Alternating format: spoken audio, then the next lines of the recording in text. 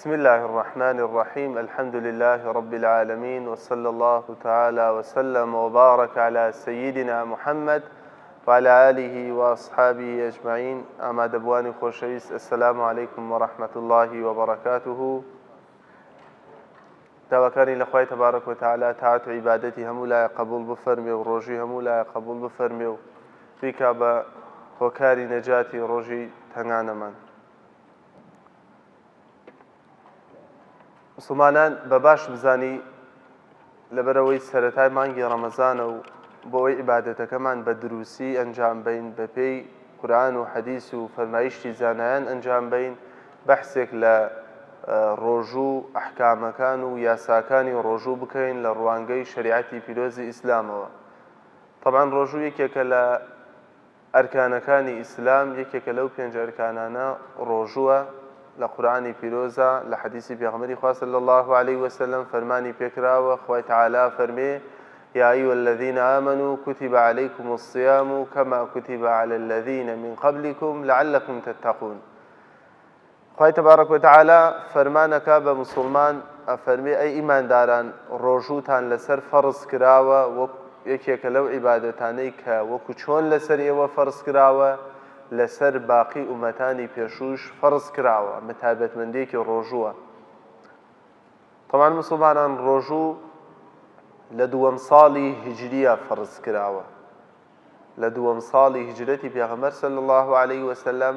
لە مانگی شەعبانە فەرز کراوە. واتە پێغەمبەری خوا صلی الله عليه وسلم لەو لە تەمەنی مبارەکیان 9 مانگی ڕەمەزان بە ڕۆژوو بووە. ئەم 9 مانگە کە بە ڕۆژوو بووە 8یان 29 ڕۆژ بووە، یەک ڕەمەزانیان 30 بووە. سیرەی ڕۆژوو ئاوا بووە. مەرجی واجببوونی ڕۆژوو مسلمانان ئەوەسانەیە: یەکەمە بێ مسلمان بێ، ئەو کەسە حتمەن لەسەر کافر واجب نییە،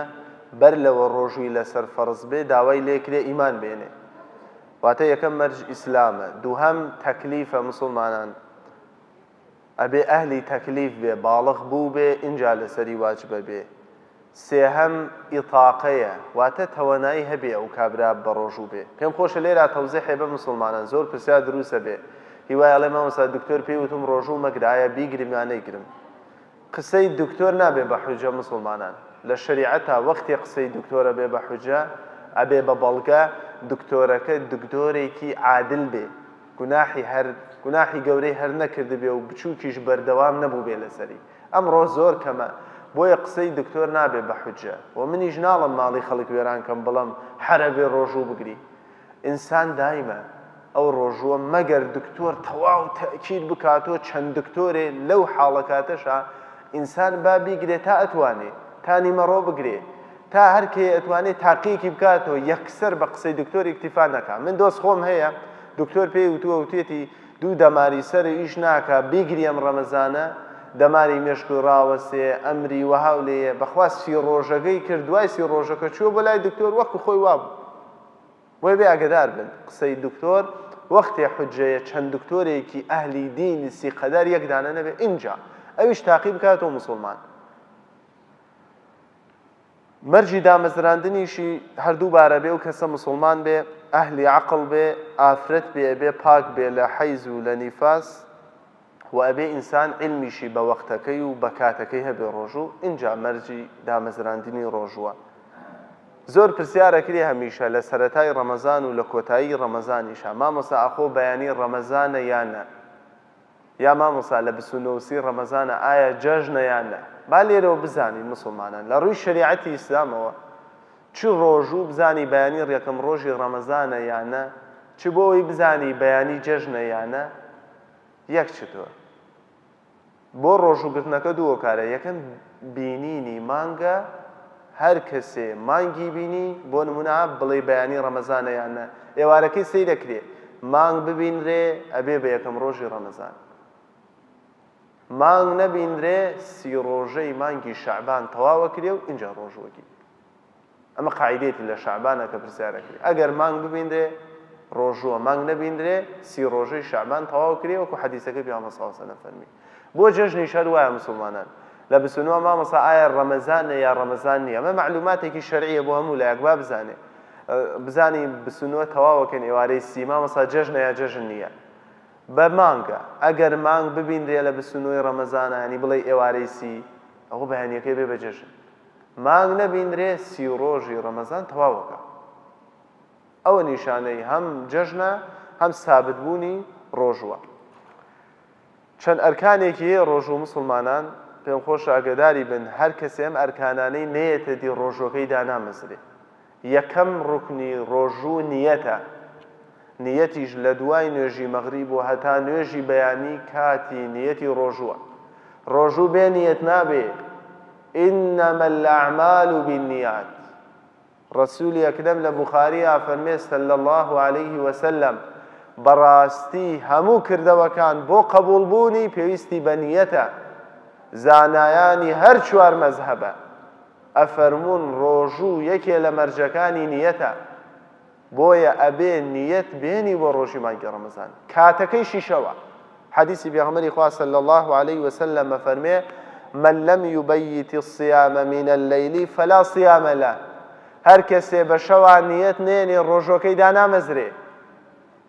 ئەمە ڕەئی زانایانە مسلمانان ئەبێ نیەت بێنیت نیەتەکەیش بەم شێوازەیە نیەتم هەیە بەیانی هەم بە ڕۆژووی مانگی ڕەمەزان فەرزە لەسەرە مەگرم بۆ خۆی تەعالا ئەبێم نیەتە بەدڵ بێت بە زوبان سونەتە بۆ یاگەدار بن ئەوانەی کە ئەڵە نیەتی نابێت تۆ خۆتە گریتۆ لە نان هەر بۆ ڕۆژوو گرتنە ئەوە نابێ بە نیەت دووهەم خۆگرتنەوەیە لە خواردن و خواردنەوە بە هەموو شێوازە خۆگرتنەوە لە خواردن و خواردنەوە یەکێکە لە ئەرکانەکانی ڕۆژوو سێهەم تواناییە هەر کەسێ توانایی هەبێ بەو پێی کە باسمان کرد ئەوەی تر ئەرکانەکانی ڕۆژوە و ڕۆژۆکەی دامەزرێت ئەو شتانەی ڕۆژوو بەتاڵەکەنەوە مسلمانان یەکێ لە خاڵەکانی هەر شتێک بڕواتە ناو بۆشایی گیانی ئینسانەوە ئینسان حەوت کون هەیە لە گیانیان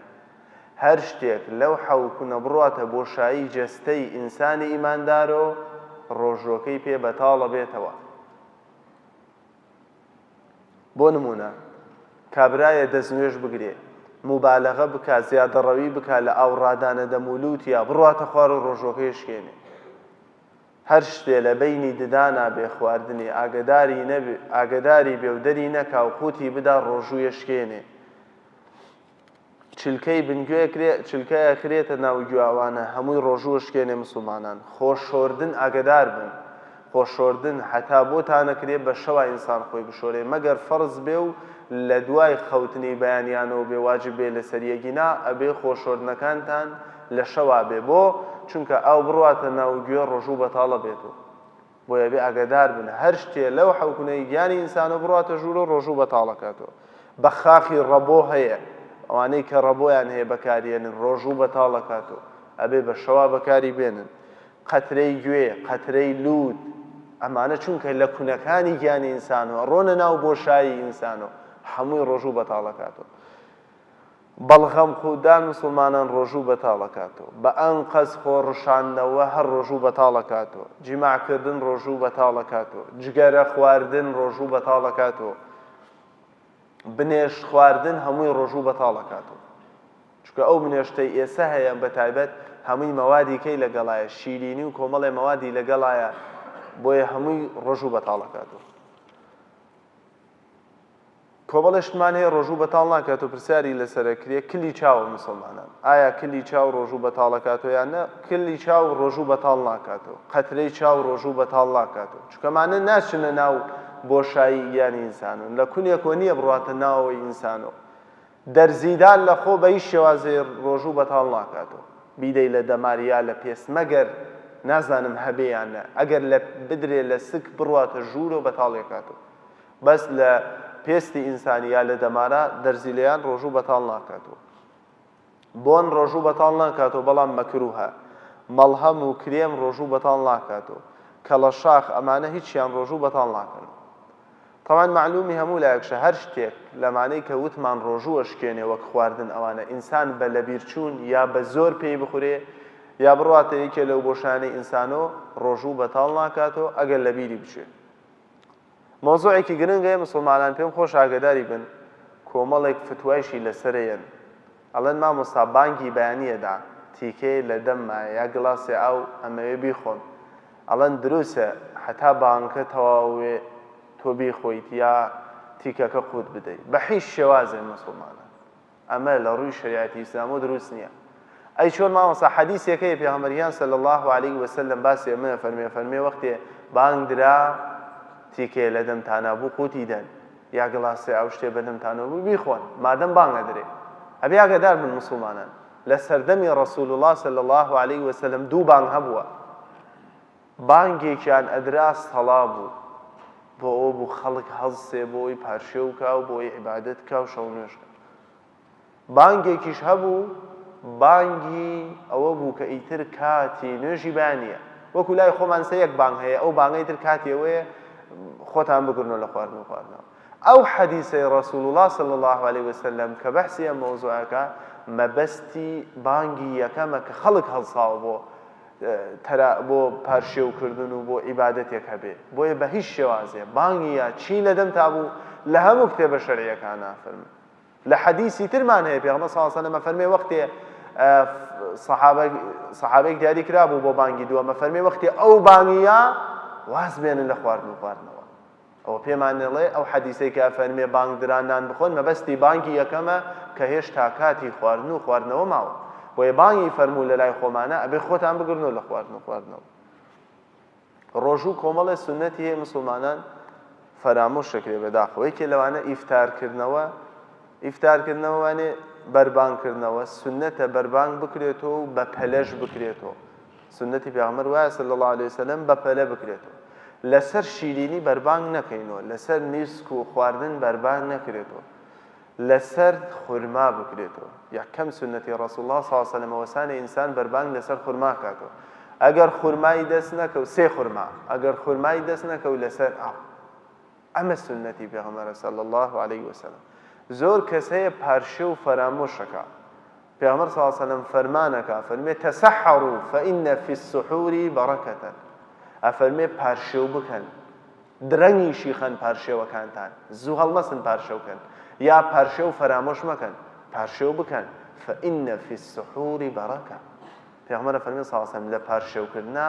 بەرەکەتێکی تایبەتی خۆی هاتیە بۆیە سنەتە پارشێوکردن مسلمانان گرنگترین خاڵکە ئینشاءڵڵا لە دەرزە لە کاتەکانی کا ئینشاءڵڵا بە تەفاسیل باسیەکەین خۆگرتنەوەی خۆمانە لە غەیبەت و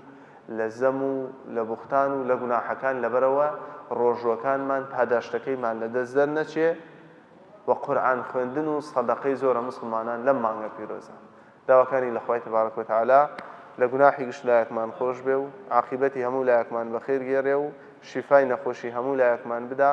ڕۆژی هەموو لایە قبول بفەرمێ ئامین ئامین یا ئەرحەمە الراحیمین السلام عليكم ورحمة الله وبركاته